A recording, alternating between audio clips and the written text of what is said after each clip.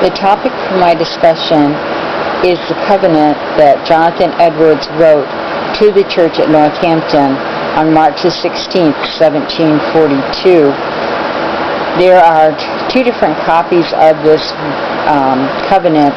One was written to Elisha Hawley, and the other one was part of a letter to Thomas Prince. I saw no discernible differences between the context. Jonathan Edwards felt the need to write the covenant because of the behavior he was encountering after the Great Awakening. In the months that followed, there seemed to be a lack of follow-through by some of the people that had been converted during the Great Awakening. One specific incident was a book that he had written, and some of the youth had decided to add their own drawings to this book, making the book totally inappropriate, causing a big scandal, especially since the youth involved were some of the first converts during the Great Awakening. And in his personal narrative, he spoke again about the hypocrisy and knowing if people are really saved.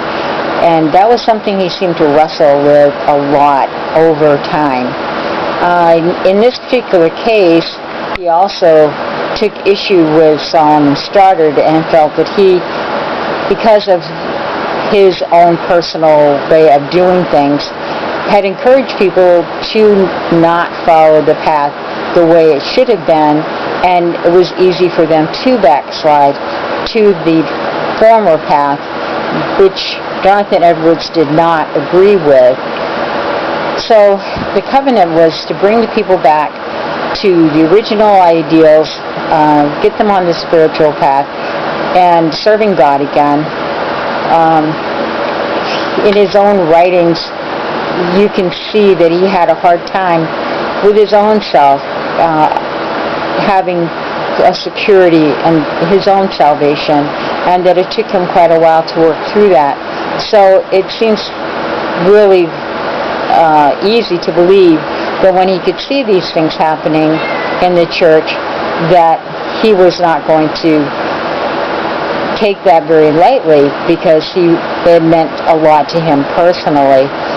So in the covenant, he was telling people to get back to honoring God and not, working towards personal gain, doing everything to the glory of God, which was a theme that he had throughout most of his, I would say all of his writings, that we had to put the Bible first and to have our priorities straight.